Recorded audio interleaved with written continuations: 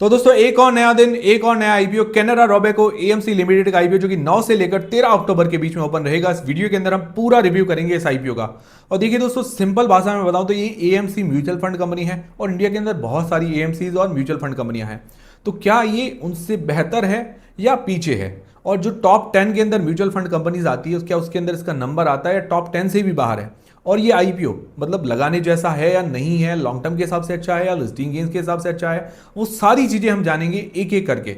तो वीडियो को थोड़ा सा ध्यान से देख लीजिएगा ताकि सारी चीजें आपकी क्लियर हो जाए। बाद में यूं नहीं हो कि हमें पछतावा हो कि हमने अप्लाई कर दिया, अब क्या करें। तो ये चीज आप ध्यान से देखिएगा। तो कैसे हैं आप सब लोग? उम्मीद करता हूं काफी अच्छे होंगे। सबसे पहले इस वीडियो के अंदर हम एक अंदाजन ग्रे मार्केट का प्रीमियम जानेंगे, फिर इस कंपनी की डिटेल्स के बारे में जानेंगे, फिर इसके फाइनेंशियल फंडामेंटल्स जानेंगे, फिर इस आईपीओ की डिटेल्स के बारे में जानेंगे और अंत में हम जानेंगे कि क्या इस आईपीओ में अप्लाई करना चाहिए, नहीं करना चाहिए, करे तो लिस्टिंग गेन्स के हिसाब से या लॉन्ग टर्म के हिसाब से। सारी चीजें हम क्लियर करेंगे। और दोस्तों सारी चीजें मैं आपकी क्लियर करूंगा। डिसीजन आपको अपनी रिस्क और अपना एनालिसिस लगा के ही बनाना है। तो सबसे पहले एक अंदाजन ग्रे मार्केट का प्रीमियम अगर जाने तो लगभग 11% के आसपास बता रहा है। मान के चलिए लगभग 30 रुपए पर शेयर के आसपास। तो डिमांड अभी ठीक है, इतनी ज्यादा तो नहीं है और मैं अपडेट आपको करता रहूंगा। ग्रे मार्केट का प्रीमियम कोई फिक्स चीज नहीं होती है, एक अंदाजा है। इसके पूरे भरोसे हमको नहीं रहना, ना ही इसके बेसिस पर हमें डिसीजन बनाना है। बाकी एंकर लिस्ट वगैरह आना बाकी है, उसके बारे में भी डिस्कशन कर लेंगे। और टेलीग्राम, व्हाट्सएप चैनल, फेसबुक सबकी लिंक डिस्क्रिप्शन के अंदर, वहां पर ज्वाइन कर लीजिए ताकि छोटा मोटा अपडेट और जानकारी मिलती रहे। फिर इस कंपनी की डिटेल्स के बारे में जानते हैं, मतलब ये कंपनी काम क्या करती है। तो कंपनी 1993 के अंदर इनकॉर्पोरेट हुई थी। करीब करीब अभी देखा जाए तो 32 साल हो गए हैं अपने ही सेक्टर के अंदर, मतलब अच्छा खासा एक्सपीरियंस हो गया है। तो ये कंपनी क्या है कि सिंपल भाषा में आपको बता देता हूं, AMC mutual fund company. AMC मतलब क्या होता है? Asset management company. Mutual fund, उसको ये म्यूचुअल फंड कंपनी बोलते हैं। तो ये अपनी अलग अलग टाइप की म्यूचुअल फंड स्कीम्स निकालती है और लोग इसके अंदर इन्वेस्ट करते हैं, लोगों को रिटर्न मिलता है, सिंपल। और इसका हेडक्वार्टर मुंबई के अंदर है। और 2007 के अंदर इसने ज्वाइंट वेंचर किया था कैनरा बैंक और रोबेको के बीच में। अब कुल मिला के समझ में आ गया आपको ये म्यूचुअल फंड कंपनी है। समझ में आया तो वीडियो को लाइक जरूर करें। अब देखिए इंडिया के अंदर टोटल 44 एएमसी है, मतलब अभी अगर देखा जाए लगभग 44 एएमसीज है जो सेबी और एएमएफआई से रजिस्टर्ड है। तो टोटल 44 एएमसीज का अगर एयूएम मतलब एसेट अंडर मैनेजमेंट देखें टोटल इंडिया के अंदर तो 75 लाख करोड़ रुपए के आसपास है। इतना लोगों ने इन्वेस्ट कर रखा है इंडिया के अंदर म्यूचुअल फंड स्कीम्स के अंदर, लगभग बता रहा हूं सितंबर महीने तक। और इसका एयूएम मतलब कैनरा एएमसी का जो एयूएम है लगभग 1,18,000 करोड़ रुपए के आसपास। तो उसका मार्केट शेयर कितना बनता है? 1.5%। बहुत कम मार्केट शेयर है। अगर टॉप 10 एएमसीज की बात करें तो उसके अंदर एसबीआई टॉप मतलब नंबर 1 पर आती है। उसका एयूएम है 12 लाख करोड़ रुपए के आसपास। 75 लाख में से 12 लाख करोड़ रुपए के आसपास, लगभग 16% के आसपास। दूसरे नंबर पर आता है आईसीआईसीआई एएमसी जिसका एयूएम है 10.5 लाख करोड़ रुपए के आसपास, लगभग 14% के आसपास मान के चल सकते हैं। तीसरे नंबर पर आता है एचडीएफसी एएमसी जिसका एयूएम है 8.8 लाख करोड़ रुपए। चौथे नंबर पर आता है निप्पॉन जिसका एयूएम है 6.5 लाख करोड़ रुपए। पांचवें नंबर पर आता है कोटक जिसका एयूएम है 5.6 लाख करोड़ रुपए। फिर उसके अलावा आदित्य बिरला लाइफ, यूटीआई, इस तरह की कंपनियां शामिल हैं। और अगर इसका नंबर निकालें तो टॉप 10 में इसका नंबर नहीं है एयूएम के हिसाब से, मतलब एसेट अंडर मैनेजमेंट के हिसाब से इसका नंबर करीब करीब बनता है 15 के बाद, मतलब 16-17वीं रैंकिंग हो सकती है अंदाजन। तो ये टॉप लीडिंग कंपनीज में इसका नंबर नहीं आता। ये कोई बुरी बात नहीं है, कोई देखिए छोटी होगी कोई बड़ी होगी, ये बुरी बात नहीं है। बाकी ये जो काम कर रही है उसके अंदर ये फाइनेंशियल्स वगैरह इसके कैसे हैं, प्रॉफिट कमा रही है नहीं कमा रही, वो भी देखना जरूरी है। अभी 30 जून 2025 तक देखे तो टोटल इसके बाद 26 स्कीम्स हैं जो म्यूचुअल फंड की अलग अलग स्कीम्स आती है। तो 26 ये मैनेज करती है, जिसके अंदर 15 जो है इक्विटी स्कीम्स हैं।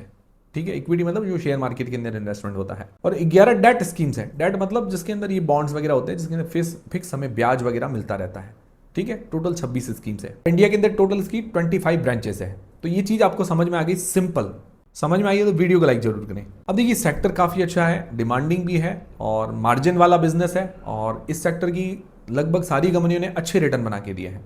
अब इसके फाइनेंशियल्स फंडामेंटल्स भी जान लेते जो कि 2023 से 2025 तक दिए गए हैं और एक क्वार्टर के भी दिए गए हैं 2025 के अंदर। तो अगर इसके एसेट्स देखते हो तो एसेट्स के अंदर साल दर साल ग्रोथ है, लगभग 2 गुना जैसे एसेट्स हुए हैं। रेवेन्यू देखिए तो रेवेन्यू के अंदर भी साल दर साल हमें ग्रोथ देखने को मिल रही है। रेवेन्यू लगभग वो भी 2 टाइम्स 2 गुना के आसपास हुआ है। फिर बात करें प्रॉफिट आफ्टर टैक्स की तो प्रॉफिट के अंदर भी साल दर साल ग्रोथ है, प्रॉफिट भी लगभग 2 गुना के आसपास हुआ है।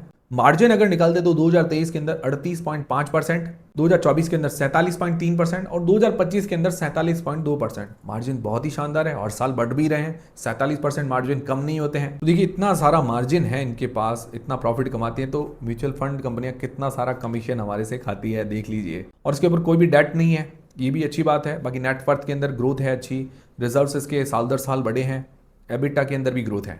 तो ओवरऑल ये फाइनेंशियली कंपनी काफ़ी मजबूत नजर आ रही है। बाकी इसका रिटर्न ऑन नेटवर्थ 36%, बहुत ही बढ़िया है।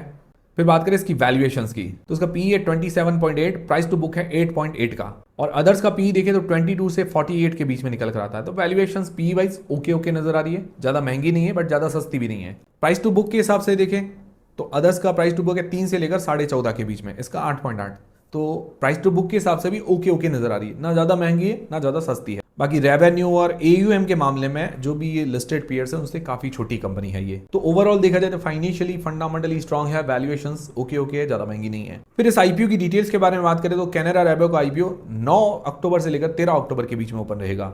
फेस वैल्यू 10 रुपए पर आ रहा है। इसका प्राइस बैंड 253 रुपए से लेकर 266 रुपए के बीच में रखा गया है। 253 रुपीज से लेकर 266 रुपीज के बीच में। 56 मतलब 56 शेयर्स का ये लॉट है। टोटल इश्यू साइज है 1326 करोड़ रुपए का पूरा ओएफएस है। कंपनी को हालांकि कोई भी पैसे की भी जरूरत नजर नहीं आ रही, फाइनेंशियली स्ट्रांग है, मतलब ये लिस्टिंग करवा रही है, सिर्फ लिस्टिंग का फायदा उठा रही है। रिटेल पोर्शन 35% का है। लिस्टिंग डेट है 16 अक्टूबर को। तो ये है कंप्लीट आईपीओ की डिटेल्स। अब सबसे मेन सवाल यह है कि क्या इस आईपीओ में अप्लाई करना चाहिए नहीं करना चाहिए, करे तो लिस्टिंग गेन्स के हिसाब से या लॉन्ग टर्म के हिसाब से। देखिए मैं सारी चीजें आपके क्लियर करूंगा।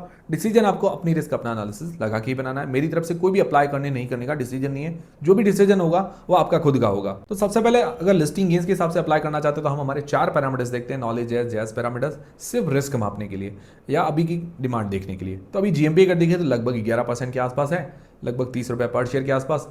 तो लगभग जीएमपी में आधा पॉइंट मिल जाता है, ठीक है। मिनिमम हमारा क्राइटेरिया तो रहता है 20% का। फिर बात आती है वैल्यूएशंस की। वैल्यूएशंस ज्यादा महंगी भी नहीं है बट ज्यादा सस्ती भी नहीं है, तो वैल्यूएशंस में आधा पॉइंट मिल जाता है। एंकर लिस्ट देखिए साइज इसका ठीक है, 1300 करोड़ रुपए का, तो एंकर लिस्ट अच्छी आने की उम्मीद है। उस हिसाब से लगभग लग रहा है कि एंकर लिस्ट में 1 पॉइंट मिल जाएगा। मान लो 1 पॉइंट नहीं मिले तो आधा पॉइंट तो मान के चल ले सकते हैं, मतलब अभी आई नहीं है। फिर सब्सक्रिप्शन भी मुझे लगता है ठीक ठाक मिल सकता है, तो लगभग आधा पॉइंट सब्सक्रिप्शन में भी मिल जाएगा बाद में। बट अभी 2 पॉइंट अवेलेबल है, 2 में से 1 पॉइंट उसका बन रहा है, ठीक है, तो न्यूट्रल है। बाद में भी मुझे लगता है 4 में से 2 पॉइंट बन सकते हैं, 2 या 2.5, तो न्यूट्रल जैसी रेटिंग आराम से आएगी या रिस्क से बाहर ही लगेगा। तो ओवरऑल थोड़ा बहुत अट्रैक्शन तो नजर आ रहा है। बाकी देखते हैं आगे क्या क्या होता है, जो भी एंकर लिस्ट वगैरह आएगी मैं आपको अपडेट कर दूंगा।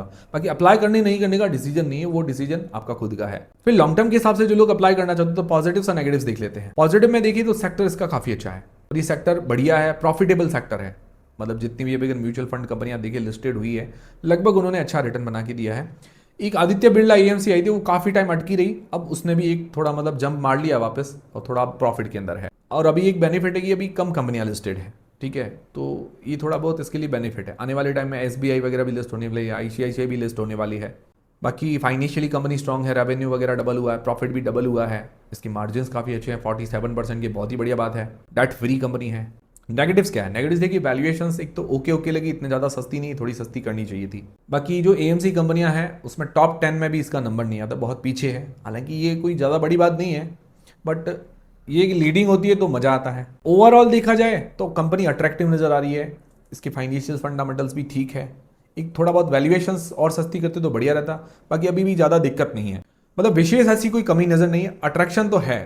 और अभी मार्केट कैप करीबन 5,000 करोड़ से ऊपर का बनेगा, तो स्मॉल कैप है, ज़्यादा रिस्क भी नहीं है। ग्रोथ पॉइंट ऑफ व्यू से देखिए तो ठीक नज़र आ रही है। बाकी मेरी तरफ से अप्लाई करनी नहीं करने का डिसीजन नहीं है। आप लोग क्या करने वाले, अप्लाई करेंगे नहीं करेंगे, कमेंट करके जरूर बताइएगा। और Telegram, Instagram, WhatsApp channel, Facebook सबके लिंक डिस्क्रिप्शन के अंदर है। और वीडियो से सारे आपके डाउट्स क्लियर हुए हैं तो वीडियो लाइक जरूर करें और कमेंट करके जरूर बताएं। मिलते हैं दोस्तों अगले वीडियो के अंदर।